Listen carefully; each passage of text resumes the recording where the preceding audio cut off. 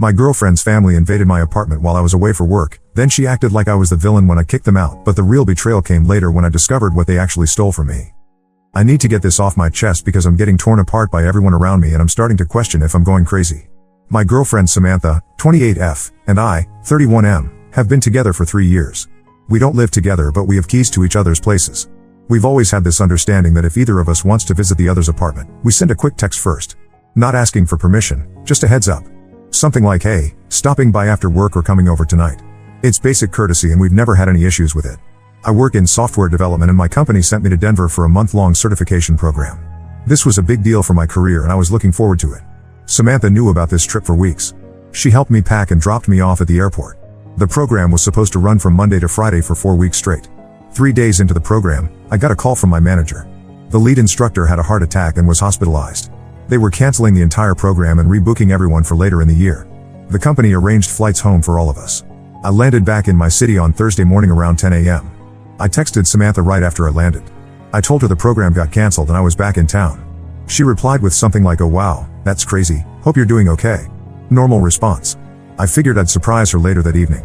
I took a cab home from the airport. As I was walking up to my apartment door, I heard children screaming and laughing inside. Loud, high-pitched voices that definitely belonged to little kids. This made no sense. Samantha doesn't have kids. My brother, who is my spare key, lives 2 states away and doesn't have young children either. My first thought was that someone had broken in. I stood outside my door for a minute trying to figure out what was happening. The sounds were getting louder. I could hear water splashing and what sounded like a TV turned up really loud. I unlocked my door and walked into what looked like a hurricane had hit my living room. There was a wet, naked toddler running around dripping water everywhere. My couch cushions were on the floor. There were empty pizza boxes stacked on my coffee table. Clothes were scattered across my dining room chairs. Someone had pulled out my old gaming console from the closet and there were wires everywhere. A man I'd never seen before was sitting on my couch holding a game controller. He looked up at me like I was the one who didn't belong there. Behind him, a woman was chasing the wet toddler with a towel. 2 older kids, maybe 7 and 10, were sitting at my kitchen table eating cereal directly from the box. I asked the man who he was and what he was doing in my apartment. He said he was Samantha's brother-in-law Mike, 35M, and that Samantha had given them permission to stay here while I was away. He said they were visiting from Phoenix with their kids for 2 weeks and Samantha told them they could use my place since I was out of town. While we were talking, I got a text from Samantha. She wrote something like, "Oh, by the way, my sister's family is staying at your place for a bit. Hope that's okay." I stared at that text for probably 30 seconds. She had known I was back in town for hours. She could have warned me or given me a heads up. Instead, she waited until I was standing in my destroyed living room to mention it casually. I told Mike and his wife Lisa, 32F, that they needed to pack up and leave. Mike said they had nowhere else to go and that Samantha had promised them 2 weeks. Lisa came over from the kitchen and said they had already paid for activities for their kids and couldn't afford a hotel. I explained that Samantha had no right to offer my apartment to anyone without asking me first. I said I understood they were in a tough spot, but this was my home and I hadn't agreed to any of this. Lisa called Samantha and put her on speakerphone. Samantha immediately started talking about how embarrassing this was for her and how I was making her look bad in front of her family. She said she had told them they could stay and that I was being unreasonable. She kept saying I was causing drama over nothing. I took the phone and told Samantha this wasn't nothing. I explained that our agreement was to text before visiting, and that giving someone else permission to live in my apartment for 2 weeks was completely different. Samantha said I was being selfish and that family comes first. The conversation got heated. Samantha's sister and her husband started arguing with me about ruining their vacation. The kids were crying because they could tell the adults were fighting. Lisa started packing their stuff, but she was slamming things around and making comments about how rude I was being. I called my brother Tom, 28M, who lives across town. I asked him to come over and help me handle the situation. I also told Mike and Lisa that if they weren't packed and gone within an hour, I would call the police. That got their attention. They started packing faster, but they were angry. Lisa kept making comments about how Samantha deserved better than someone who would kick out a family with children. Mike said I was pathetic for calling my brother for backup. They finally left around 2 p.m. As they were walking out, Lisa told her kids that mommy's sister's boyfriend was mean and that's why their vacation was ruined. The kids looked at me like I was some kind of monster. Tom arrived just as they were leaving. He helped me clean up the mess they had left behind. There were wet towels thrown around my bathroom, dirty dishes in my sink, and someone had used my expensive face wash as bubble bath. My gaming console was still hooked up wrong and I had to spend an hour fixing the wiring. Samantha called me that evening screaming about how I had humiliated her family. She said her parents were furious with me and that I had ruined her relationship with her sister. She kept asking how I could be so heartless to children. I tried to explain again that this wasn't about the children or her family. It was about her giving away access to my private space without my permission. I said she had crossed a major boundary and that I felt like my home had been invaded. Samantha said I was being dramatic and that couples should be able to make decisions like this for each other. She said if the situation was reversed, she would have been fine with it. I told her that wasn't true because I would never put her in that situation. I would never give someone else her apartment key without asking first. Samantha said that was different because I don't have family who might need help. This is where I need to mention something important. Samantha's family has a history of taking advantage of people. Her parents have borrowed money from her multiple times and never paid it back. Her sister Lisa has a pattern of showing up unannounced and expecting people to drop everything to help her. Last year, Lisa stayed with Samantha for 3 weeks after a fight with her husband and Samantha complained about it constantly. I know Samantha's family situation is complicated. Her parents got divorced when she was young and there was a lot of financial instability. Samantha has always felt responsible for taking care of everyone else. But I've also seen how they take advantage of her generosity. The thing that bothers me most is that Samantha knew I would say no if she asked. That's why she didn't ask. She made the decision for me and then acted like I was being unreasonable for objecting. We've been fighting about this for a week now. Samantha won't acknowledge that she was wrong. She keeps saying I embarrassed her and that I don't understand family loyalty. Her parents have called me selfish. Her sister has blocked me on social media. Some of my friends are taking Samantha's side. They say I should have just stayed at Samantha's place for a few days and let her family finish their vacation. They think I was being petty and that kicking out a family with kids was cruel. But I keep coming back to the fact that this is my home. I pay the rent. I didn't agree to share it with anyone. Samantha had no right to make that decision without talking to me first. I'm starting to wonder if I overreacted. Maybe I should have handled it differently. But I also feel like if I let this slide, Samantha will think she can make decisions about my life without including me. Am I wrong here? Did I handle this badly? I really need some outside perspective because everyone in my life seems to think I'm the villain in this situation. Update 1: A lot has happened since my original post. Thank you to everyone who responded. Reading your comments helped me realize I wasn't going crazy. The situation with Samantha got worse before it got better. She continued to refuse to apologize or even acknowledge that she had done anything wrong. Every conversation we tried to have turned into her accusing me of being selfish and not caring about her family. 2 weeks after the incident, I noticed something strange. I keep my prescription medications in a specific spot in my bathroom cabinet. I'm very organized about this because I take medication for anxiety and I need to keep track of when I refill prescriptions. When I went to take my evening medication, I realized the bottles weren't in their usual order. I always line them up alphabetically, but they were mixed up. I thought maybe I had been distracted and put them back wrong. Then I noticed that one of my bottles felt lighter than it should. I counted the pills and realized that about 8 tablets were missing from a bottle I had just picked up from the pharmacy before my trip to Denver. These weren't pain medication or anything people typically steal. They were for my anxiety and wouldn't get anyone high. But they were definitely gone. I called Samantha and asked her if her sister's family had gone through my bathroom cabinet. Samantha immediately got defensive and asked why I was accusing her family of stealing. I explained about the missing medication and that I was just trying to figure out what happened. Samantha said I was being paranoid and that maybe I had miscounted. She suggested that I was looking for reasons to make her family look bad. When I pressed the issue, she hung up on me. I decided to call Lisa directly.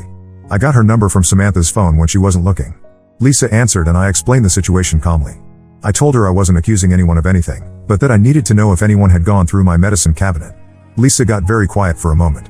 Then she said that one of her kids had gotten into my bathroom and might have been playing with pill bottles. She said kids do things like that and that I shouldn't make a big deal out of it. I asked her which child and what exactly happened. Lisa's story started changing. First she said it was her youngest who was 3. Then she said it might have been her 7-year-old. Then she said she wasn't sure which kid it was but that kids explore when they're in new places. Something about Lisa's tone made me realize she was lying. I asked her directly if she or Mike had taken my medication. Lisa got angry and said she couldn't believe I was accusing them of stealing pills. She said they weren't drug addicts and that I was being ridiculous. After I hung up with Lisa, I called my doctor's office. I explained what happened and asked about reporting stolen medication. The nurse told me I should file a police report and that I could get an early refill if I had documentation from the police. I went to the police station the next day. The officer who took my report was professional, but I could tell he thought this was a waste of time. He asked me several times if I was sure about the pill count and whether I had any proof that someone else had taken them. I didn't have proof. I just knew that pills were missing and that strangers had been in my apartment for 3 days. The officer said they would file the report, but that without evidence, there wasn't much they could investigate. When I told Samantha about filing the police report, she lost her mind. She started screaming at me over the phone about how I was trying to get her family arrested. She said I was being vindictive and trying to destroy her relationships. Samantha's parents called me that same day. Her father said I was out of line for involving the police and that I was trying to cause trouble for no reason. Her mother said I should be ashamed of myself for accusing their daughter and grandchildren of being thieves. The whole thing became a huge mess. Samantha's family started attacking me on social media. Lisa posted something about how some people will do anything to make others look bad. Samantha's mother shared an article about false accusations and how they ruin lives. I showed the police report to my doctor and got an early refill on my prescription. The pharmacy had to make a note in my file about the stolen medication. The whole process was embarrassing and made me feel like I was being treated like a drug seeker. Meanwhile, Samantha and I weren't talking at all. She had blocked my number and refused to see me in person. I tried going to her apartment, but she wouldn't answer the door. I was starting to think maybe I had overreacted about everything. Maybe I should have just let her family finish their stay and dealt with it later. The stress of fighting with everyone was affecting my work and my sleep. Then something unexpected happened. Lisa called me last week. She sounded different from our previous conversation. Less defensive and more tired. Lisa said she needed to tell me something and that she hoped I would listen. She said that when Samantha first offered my apartment, she had told them that she had already talked to me about it and that I was okay with them staying there. Lisa said Samantha had been very specific about the dates and had even given them details about where to find things in my apartment. According to Lisa, Samantha had told them I was happy to help out family and that I had said they could use anything they needed while they were staying there. Lisa said if they had known I didn't agree to any of this, they never would have come. Lisa said that when I showed up and demanded they leave, they thought I was being petty and trying to get back at Samantha for something unrelated. She said that's why Mike and the kids were so angry. They thought I was using them as pawns in a relationship fight. This conversation changed everything for me. It meant that Samantha hadn't just made a mistake or acted impulsively. She had planned this lie for weeks. She had given her sister detailed information about my apartment and my schedule. She had made up stories about me agreeing to help. I asked Lisa about the missing medication. She was quiet for a long time. Then she said that she and Mike hadn't taken anything, but that she couldn't speak for everyone who had been in my apartment. She said Samantha had visited them twice while they were staying there and had spent time alone in different parts of my apartment. I asked Lisa why she was telling me this now. She said that after the police report, her family had started questioning what really happened. She said Samantha's story about me agreeing to let them stay had never made complete sense to her parents. Lisa said Samantha's mother had asked her directly if Samantha had lied about getting my permission. When Lisa told her what Samantha had actually said, it became clear that Samantha had deceived everyone. According to Lisa, Samantha's family was now questioning everything Samantha had told them about me and about our relationship. They were starting to realize that Samantha might have manipulated the entire situation. Lisa apologized for the way they had treated me and for the mess they had made in my apartment. She said she understood why I had been angry and that she would have reacted the same way if someone had lied to her like that. After talking to Lisa, I tried calling Samantha one more time. I wanted to give her a chance to explain herself and to apologize. I thought maybe we could work through this if she was honest about what she had done. Samantha answered the phone, but she immediately started yelling at me. She said I had turned her family against her and that I had ruined everything. She accused me of manipulating Lisa into calling me and said I would do anything to make myself look like the victim. I tried to tell Samantha what Lisa had told me, but she wouldn't listen. She kept interrupting me and saying that I was lying. When I asked her directly if she had told her family that I had agreed to let them stay, she said it didn't matter because I should have been okay with it anyway. That's when I realized that Samantha wasn't going to admit what she had done. She wasn't going to apologize or take responsibility. She genuinely believed that she had done nothing wrong and that I was the problem. I told Samantha that I couldn't be in a relationship with someone who would lie to me and to her own family like this. I said that trust was the foundation of any relationship and that she had destroyed the trust completely. Samantha's response was to laugh at me. She said I was being dramatic and that if I couldn't handle real life, I should find someone else. She said she didn't need someone who would choose strangers over her family. I hung up on her and I haven't spoken to her since. That was 5 days ago. I keep waiting for her to call and apologize, but I don't think it's going to happen. My friends who originally took Samantha's side have been reaching out to me. Word has gotten around about what really happened and people are starting to understand why I was so upset. A few people have apologized for judging me too quickly. I still don't know who took my medication. It could have been Lisa or Mike, or it could have been Samantha. I'll probably never know for sure. But at least now I know the truth about what happened with my apartment. I'm trying to move forward, but it's hard. I keep thinking about all the times Samantha might have lied to me about other things. I'm questioning our entire relationship and wondering how well I really knew her. For now, I'm just focusing on getting back to normal. I changed my locks and I'm being more careful about who I give my spare key to. I'm also looking into getting a security camera for my apartment. I know some people think I should try to work things out with Samantha, but I don't see how we can come back from this. She showed me who she really is, and I believe her. Update 2: I wanted to update everyone on what's been happening since my last post. Things have gotten more complicated but also clearer in some ways. About 3 weeks after my last update, I got a call from Samantha's mother, Patricia, 55F. This was surprising because Patricia had been one of the people attacking me on social media after the police report incident. Patricia asked if we could meet for coffee. She said she had some things she wanted to discuss with me and that she hoped I would give her a chance to explain some things. I wasn't sure if I wanted to meet with her, but I was curious about what she wanted to say. We met at a coffee shop near my work on a Saturday morning. Patricia looked tired and older than when I had seen her last. She started by apologizing for the way she and her husband had treated me. She said they had only heard Samantha's version of events and that they now realized there was more to the story. According to Patricia, Samantha's family had started asking more questions after Lisa told them about Samantha's lies. Patricia said she had always known that Samantha tended to bend the truth when it served her purposes, but she hadn't realized how serious this situation was. Patricia told me something that explained a lot about Samantha's behavior. She said that when Samantha was in college, she had gotten caught in several major lies with her roommates and had ended up having to move back home because nobody wanted to live with her anymore. One of the incidents involved Samantha telling her roommates that she had gotten permission from their landlord to have people stay in their apartment for a week. The roommates came home to find strangers living there and had to involve the college housing office to get them removed. Patricia said there had been other incidents over the years where Samantha had made decisions for other people without their knowledge and then acted like she was the victim when things went wrong. She said the family had hoped Samantha had grown out of this behavior, but recent events showed that she hadn't. Patricia also told me about the medication issue. She said that after I filed the police report, the family had done their own investigation. They had asked everyone who had been in my apartment to be honest about what they had done there. According to Patricia, Mike and Lisa both swore they hadn't touched any medication. The children were too young to have opened pill bottles on their own. But Samantha had been at my apartment twice during the week her family was staying there. Patricia said that when they confronted Samantha about the missing pills, Samantha had gotten defensive and angry. She had accused them of taking my side and said they were all turning against her for no reason. But then Samantha had let something slip. She had said that I was probably lying about the missing medication anyway and that I was just trying to make her family look bad. But then she had mentioned that the pills probably wouldn't have done anything anyway because they were just for anxiety. Patricia said this was suspicious because Samantha had no way of knowing what kind of medication was missing unless she had seen the bottles herself. I had never told anyone in her family what specific medication was involved. When Patricia pointed this out to Samantha, Samantha had gotten even more upset and had stormed out of the house. She had later sent a text saying that her family was toxic and that she was cutting contact with all of them. Patricia said Samantha had blocked her parents, her sister, and most of her extended family on social media. She had also moved out of her apartment and nobody knew where she was living now. This conversation with Patricia answered a lot of questions for me, but it also raised new ones. I asked Patricia why she was telling me all of this. Patricia said she felt responsible for what had happened. She said she had raised Samantha to believe that family always comes first and that you should do whatever it takes to help family members. She said she now realized that this had taught Samantha to manipulate people in situations to get what she wanted. Patricia also said that she was worried about Samantha. She said Samantha had always had problems with relationships and friendships, but this was the first time she had cut off her entire family. She asked if I knew where Samantha was or if I had heard from her. I told Patricia that I hadn't spoken to Samantha since our last phone call. I said I was sorry that their family was going through this, but that I couldn't help with finding Samantha or fixing their relationship. Patricia said she understood and that she wasn't asking me to get involved. She said she just wanted me to know the truth about what had happened and to apologize for the way her family had treated me. Before we parted ways, Patricia gave me some advice. She said that if Samantha ever tried to contact me again, I should be very careful. She said Samantha had a pattern of disappearing when things got difficult and then coming back later acting like nothing had happened. Patricia said Samantha would probably try to make it seem like our breakup was a misunderstanding or that she had been going through a difficult time.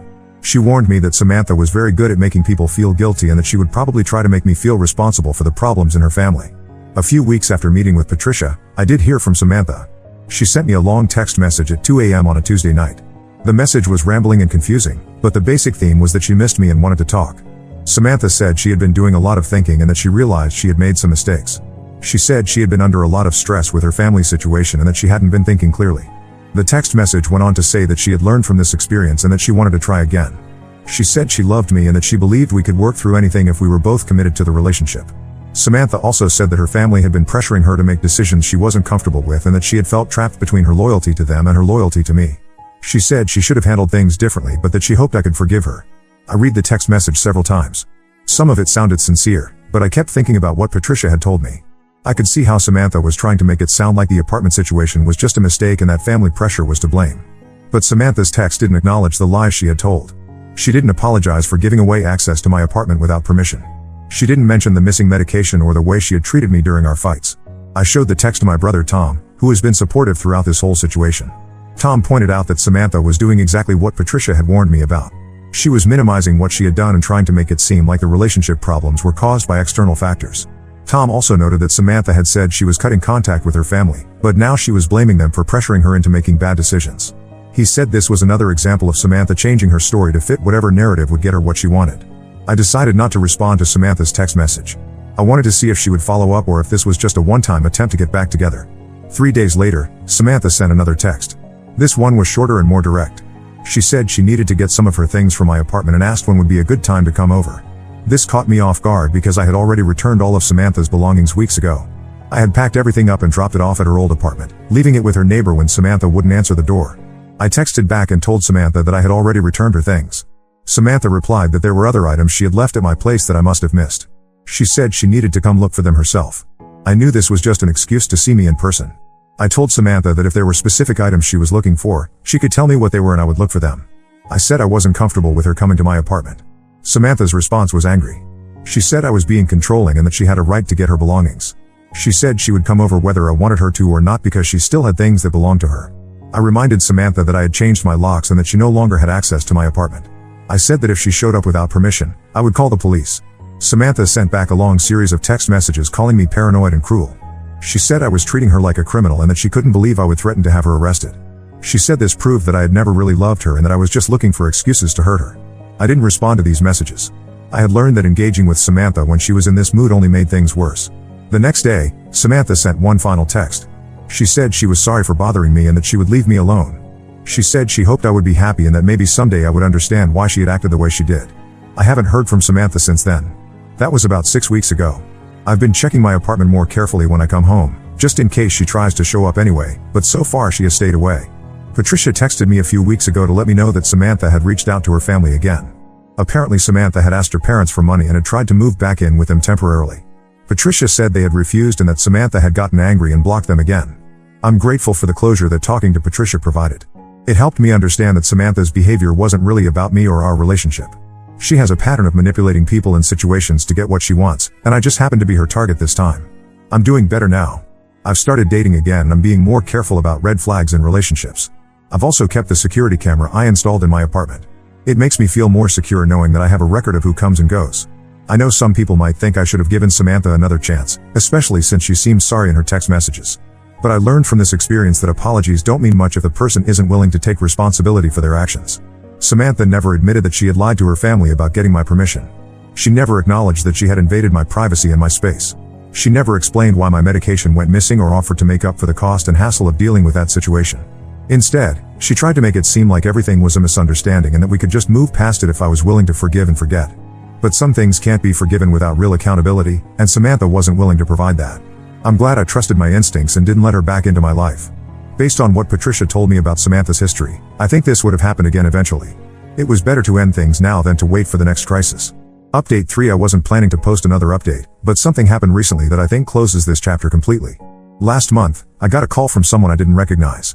The caller ID showed a local number, but when I answered, it was a woman who said she was calling about Samantha. She introduced herself as Rachel, 26F, and said she had gotten my number from Samantha's phone. Rachel said she was Samantha's roommate and that Samantha had been living with her for the past few months. She said Samantha had told her a lot about our relationship and about what had happened between us. I was confused about why this person was calling me. I told Rachel that Samantha and I had broken up months ago and that I didn't want to get involved in whatever was happening in Samantha's life now. Rachel said she understood, but that she needed to warn me about something. She said Samantha had been talking about me constantly since moving in with her. According to Rachel, Samantha had been obsessing over our relationship and had been trying to find ways to contact me. Rachel said Samantha had been driving by my apartment regularly and had been asking mutual friends about what I was doing and who I was dating. She said Samantha had also been looking through my social media accounts and had been screenshotting pictures of me with other people. This information was disturbing but not completely surprising. I had noticed a few strange things over the past couple of months. My doorman had mentioned that someone had been asking about me. A friend had told me that Samantha had been asking her questions about my dating life. I had assumed Samantha was just curious, but apparently it was more serious than that. Rachel said the reason she was calling was that Samantha had been talking about confronting me in person. Samantha had apparently been planning to show up at my workplace or my apartment to force me to have a conversation with her. Rachel said she had tried to talk Samantha out of this idea, but that Samantha had become increasingly unstable and unpredictable. She said Samantha had been drinking heavily and had been staying out all night without explanation. The final straw for Rachel had been when she discovered that Samantha had been going through her personal belongings. Rachel had found Samantha looking through her phone and her laptop, apparently trying to find information about me. When Rachel confronted Samantha about this, Samantha had admitted that she had been trying to find my new girlfriend's contact information. Samantha had said she wanted to warn any woman I was dating about what kind of person I really was. Rachel said this had crossed a line for her. She said she had told Samantha that she needed to move out and that she couldn't continue to enable Samantha's obsessive behavior. I asked Rachel what she wanted me to do with this information.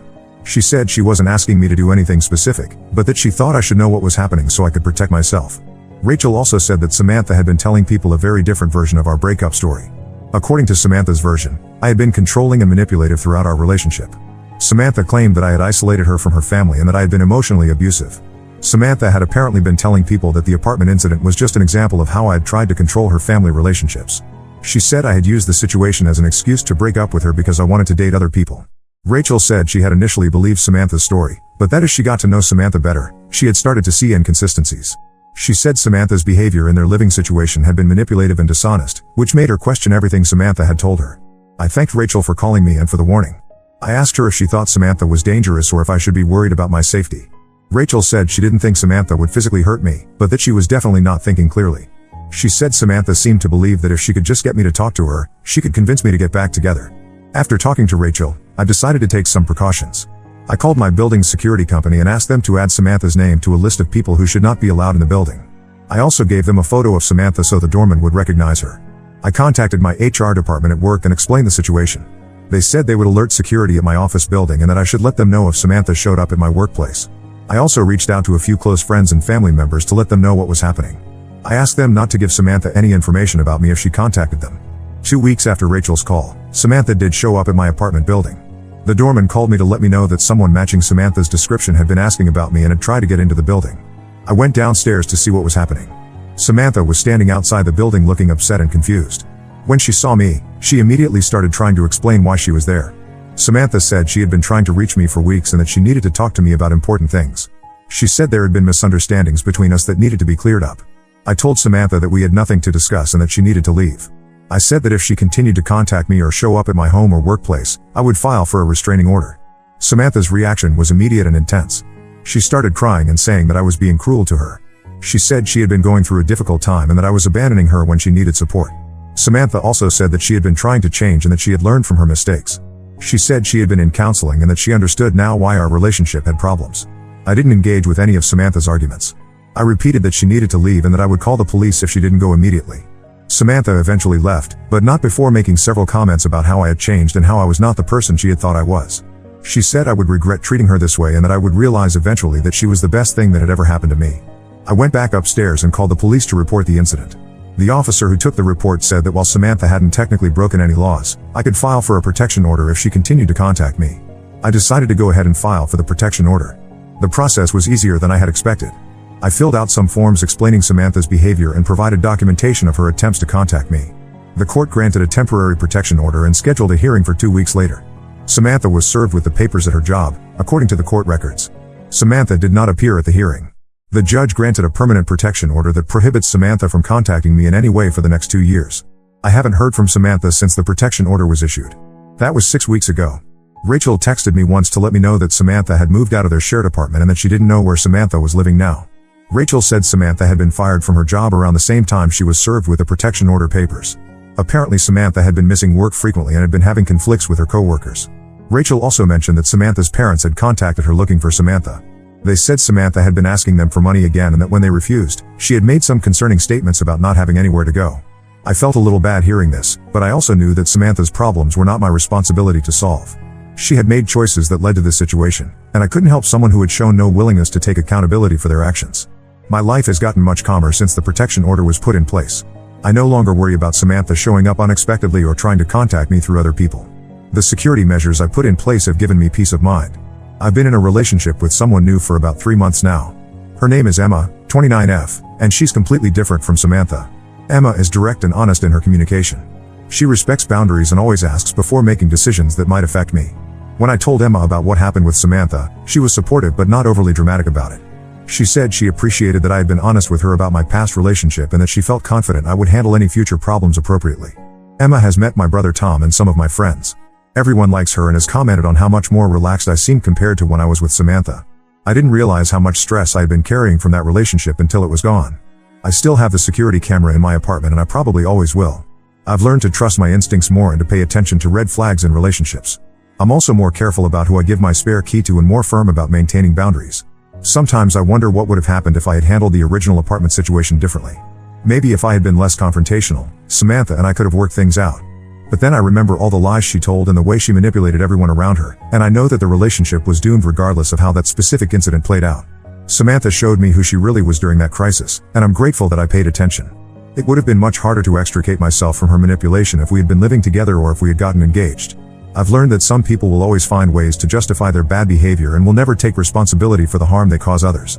Samantha was one of those people, and no amount of patience or understanding on my part would have changed that. The protection order expires in about 18 months.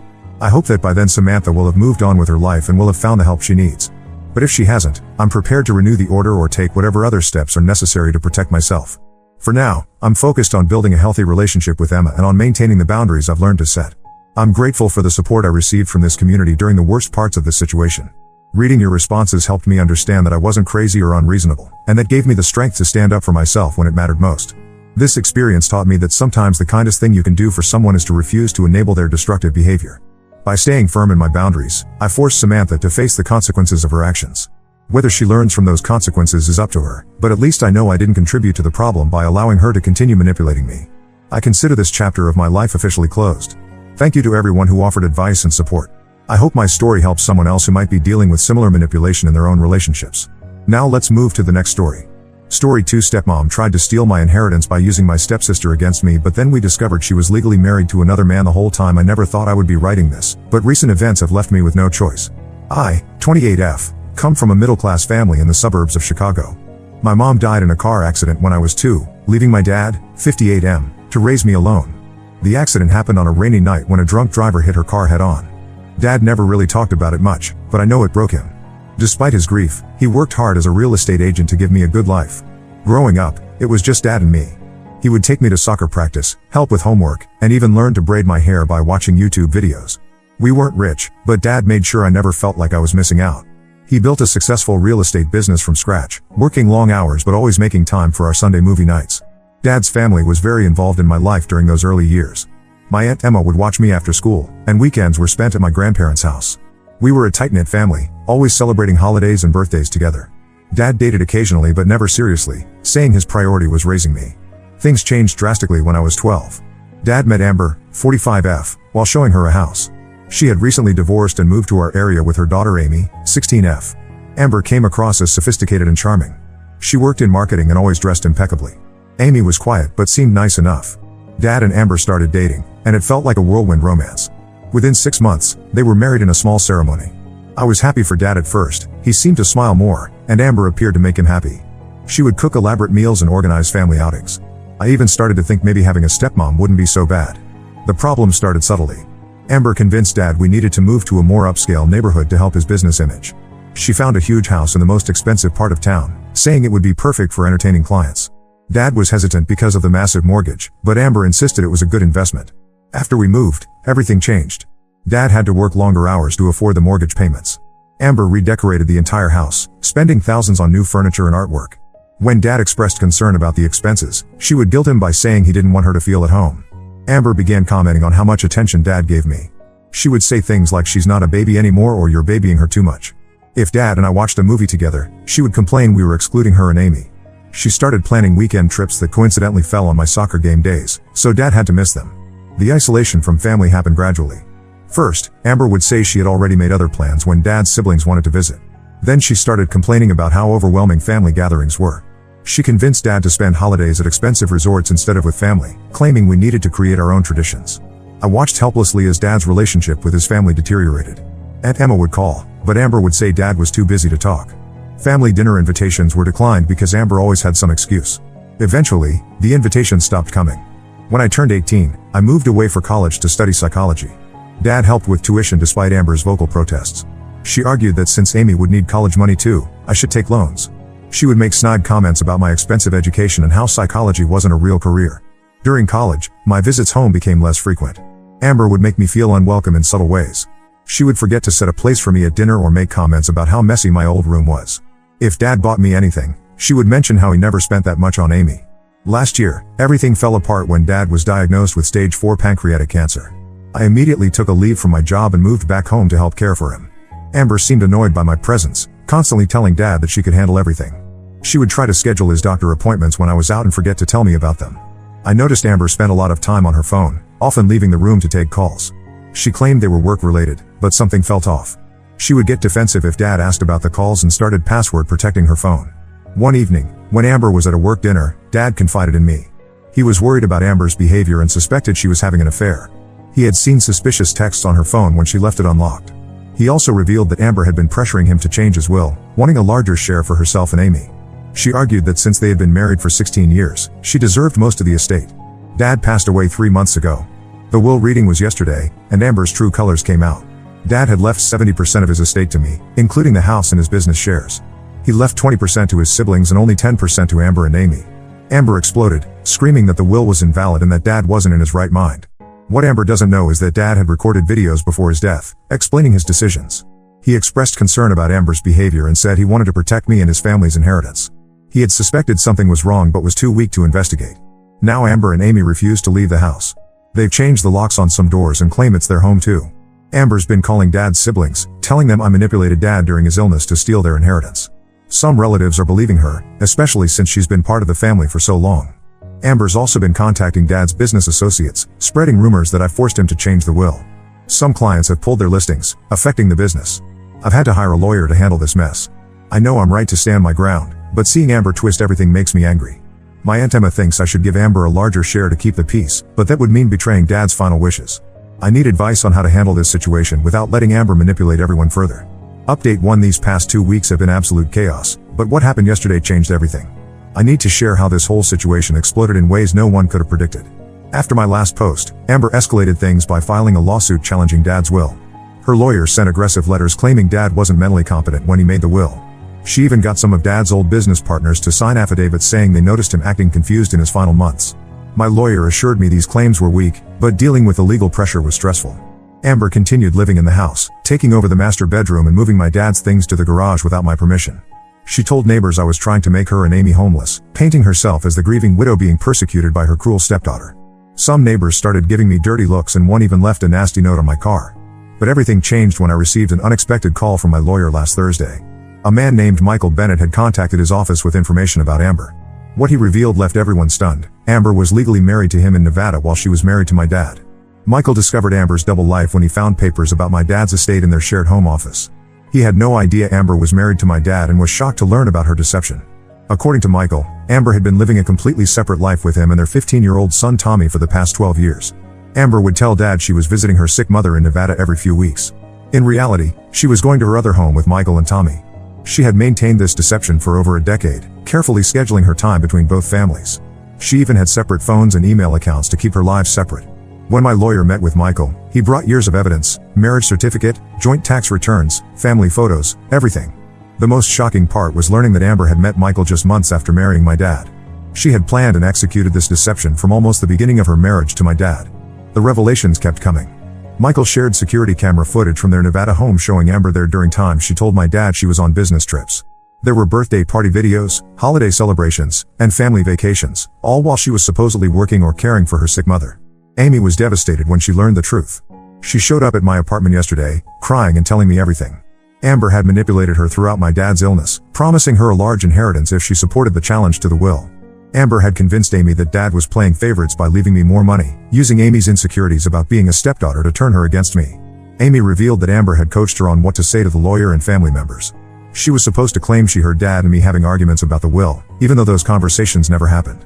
Amber had even written a script for Amy to follow when talking to Dad's siblings. Speaking of Dad's siblings, they're mortified. Aunt Emma called me sobbing, apologizing for doubting me. She shared stories of how Amber had systematically driven wedges between Dad and his family over the years. Amber would tell Dad that his siblings were jealous of his success, while telling the siblings that Dad was too busy for them. She played both sides perfectly, ensuring the family grew apart. The most disturbing discovery was the financial aspect. My lawyer found evidence that Amber had been transferring money from Dad's accounts to her life with Michael throughout the marriage. She set up fake vendor accounts through Dad's real estate business, making it look like legitimate business expenses. Over 16 years, she had stolen nearly $200,000 this way. Michael immediately filed for divorce after learning about Amber's deception.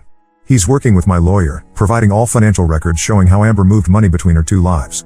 The police are now involved, investigating Amber for potential fraud and bigamy charges. Amy has moved in with her biological father, unable to face her mother's lies anymore. She wrote me a long letter apologizing for her role in everything, explaining how Amber had used her need for maternal approval to manipulate her. She included text messages from Amber showing how she had orchestrated the whole inheritance scheme. Amber's reaction to being exposed was both predictable and shocking. She tried to claim Michael was lying, then switched to saying she had divorced him years ago but lost the paperwork. When that didn't work, she tried to blame my dad, claiming he knew about Michael and had agreed to an arrangement. Nobody's buying her stories anymore. The lawsuit challenging Dad's will has been withdrawn by Amber's lawyer, who quit representing her after learning about the bigamy. She's now trying to find new lawyers, but none want to touch her case. She's still in the house but hasn't been seen outside in days. My lawyer is working on having her removed legally. I'm still processing everything. Finding out that the woman who spent 16 years as my stepmom was living a complete double life is overwhelming. Dad never knew the truth about who he was really married to, and that breaks my heart. But at least now everyone knows what kind of person Amber really is. My lawyer says this revelation changes everything legally. Not only will Amber's challenge to the will fail, but she'll likely face criminal charges. He's already working on getting her portion of the inheritance revoked since her marriage to Dad wasn't legally valid. I'll update again when there are more developments. Right now, I'm focusing on working with my lawyer to get Amber out of the house and helping Amy deal with this nightmare. The police want to interview me next week about the financial fraud, so that should bring more information to light. Update 2: What happened in the last few weeks has made Amber's double marriage seem almost tame in comparison. My lawyer's investigation into Amber's past uncovered a pattern of behavior that shocked everyone, including her other husband Michael. After the bigamy discovery, my lawyer hired a private investigator to look into Amber's background. What they found was disturbing. Amber had done this before, not once but twice. She had targeted wealthy men, married them, and tried to gain control of their assets while maintaining relationships with other men. The PI found her first victim, Robert Carson, in Florida. She married him in 2001 when she was just starting her con career. She followed the same pattern, isolated him from family, pushed for expensive purchases, and tried to change his will. She even used the sick mother excuse back then to cover her absences.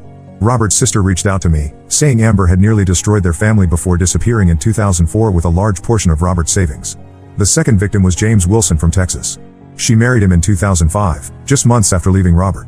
With James, she refined her technique. She managed to convince him to sign over his beach house to her before he discovered she was still legally married to Robert. When James confronted her, she vanished, taking expensive jewelry and his car with her. Both Robert and James came forward with documentation proving Amber's fraud. James even had security footage from 2005 showing Amber breaking into his house after he discovered her lies. She was trying to steal documents that could prove her fraud. This evidence helped us get an emergency restraining order against her, as my lawyer worried she might try to break into Dad's house to destroy evidence. The investigation also revealed that Amber had changed her name multiple times. She was born Susan Reynolds, then became Amber Carson, then Amber Wilson, and finally Amber Bennett/Marshall, using both Michael's and my dad's surnames. She had driver's licenses and credit cards under various combinations of these names. What's really disturbing is how calculated everything was. The PI found Amber's old laptop in the garage, and the browser history showed she had researched Dad's finances and business long before meeting him. She had deliberately gotten a job with one of Dad's business associates to engineer their chance meeting. Everything about their relationship had been planned. Amber's current life completely fell apart once these revelations came out. Her marketing firm fired her after learning about the fraud investigations. Her friends, who she'd manipulated with stories about me being a cruel stepdaughter, now know the truth. Even her country club membership was revoked, which apparently bothered her more than the criminal investigation. Amy came by yesterday with more revelations. She found old journals in their storage unit that detailed Amber's plans. There were lists of potential targets, wealthy men, notes about their finances, and strategies for isolating them from family. Dad's name was on a list from 2006, years before she met him. Amy was horrified to discover that her mother had planned everything, including using her to gain Dad's trust. The police investigation expanded to include all of Amber's previous frauds. They found offshore accounts where she had hidden money stolen from her various husbands. She had nearly $500,000 stashed away from her various schemes. Michael has been cooperative throughout this process. He's as devastated as anyone, having believed he was in an exclusive marriage with Amber for 12 years. Their son Tommy is struggling to understand why his mother lived a double life. Michael's lawyer is working with mine to trace all the stolen money. Amber's response to these discoveries was unexpected. Instead of running, she's trying to claim she has a mental disorder that causes her to create multiple lives. No one's buying it, especially since her journals show careful planning and calculations. She's trying to gather sympathy from anyone who will listen, but her reputation in the community is destroyed. Yesterday, the police found evidence that Amber had been planning her next target even before Dad got sick. She had already created a dating profile and was researching another wealthy businessman in a nearby city. She actually had spreadsheets comparing potential victims based on their net worth and vulnerability to manipulation. I'm still processing all this information. The woman who lived with us for 16 years, who I tried to accept as family, was nothing but a calculating fraudster. She played everyone, including her own daughter and the son she had with Michael. The depth of her deception is almost unbelievable. The criminal investigation is ongoing, and my lawyer says there will likely be multiple charges across several states. For now, Amber has finally moved out of the house, though only after the police threatened to arrest her for trespassing. I'm changing all the locks and installing security cameras, just in case. I'll update again when there are more developments, especially after the criminal charges are filed. Right now, I'm focusing on helping Amy and working with the investigators to piece together the full extent of Amber's deceptions. Update 3: The final chapter of this nightmare has finally been written. Amber's house of cards came crashing down in the most satisfying way possible. After months of investigation, Amber was arrested and charged with multiple felonies across 3 states. The charges included fraud, bigamy, grand theft, and identity theft. The evidence against her was overwhelming. The prosecutors had her detailed journals, financial records, and testimony from all 3 husbands, Dad's videos, Michael's evidence, and statements from her previous victims. Amber tried to play the mental illness card in court, bringing in a psychiatrist who claimed she suffered from a personality disorder. The judge wasn't convinced, especially after the prosecution showed her methodical planning through her journal entries and spreadsheets. The final nail in her coffin was the evidence that she had already been researching her next victim while Dad was sick. She ended up pleading guilty to avoid a longer sentence but still got 15 years in prison. The judge was particularly harsh, citing her exploitation of terminally ill Dad and the psychological damage she caused to Amy and Tommy. She's also been ordered to repay over $800,000 to her victims' families, including the money she stole from Dad's accounts. Amy has been in intensive therapy, dealing with the trauma of discovering her entire childhood was built on lies. She found out that Amber had manipulated her biological father during their divorce, using similar tactics to isolate Amy from him. She's rebuilding her relationship with her dad now and is starting to heal. While I sympathize with her situation, I've maintained minimal contact to avoid getting pulled back into any drama. Michael and Tommy moved back to Nevada. Tommy is also in therapy, struggling to understand how his mother could lead such an elaborate double life. Michael has been cooperative throughout the legal proceedings, helping to trace all the money Amber had hidden in various accounts. The most unexpected development was the response from the real estate community. After Amber's sentencing, several of Dad's old clients came forward with stories about how she had tried to manipulate them into making risky investments through Dad's business. She had apparently been running smaller scams alongside her marriage fraud, using Dad's reputation to gain people's trust. Dad's siblings and I have completely rebuilt our relationship. We now understand how Amber systematically destroyed our family bonds with her lies and manipulation. We have monthly family dinners, something Amber had prevented for years. My Aunt Emma helped me renovate Dad's house, which I've decided to keep. We turned Amber's home office into a memory room for Dad, displaying his awards and family photos that Amber had hidden in the garage. I've started working with a fraud awareness organization that helps protect elderly people from scammers like Amber. We use Dad's story, with details changed, to show how these predators operate. I've also connected with Robert and James's families, and we're working together to help other victims of marriage fraud. The karma didn't stop with Amber's imprisonment. Her cellmate turned out to be someone she had scammed in her earlier cons, a former friend whose identity she had stolen. The prison guards say Amber requested solitary confinement within a week. Looking back, I realized Dad must have suspected something wasn't right with Amber, which is why he left the estate mostly to me and his siblings. He tried to protect us even when he couldn't prove what Amber was doing. The videos he recorded during his illness show he knew something was wrong but couldn't piece it all together. I'm finally at peace with everything that happened. Amber's betrayal of our family was complete and calculated, but in the end, justice prevailed. I'm focusing on honoring Dad's memory and helping prevent others from falling victim to people like Amber. The house feels like a home again, filled with family and genuine love, everything Amber tried to destroy but ultimately failed to take away from us.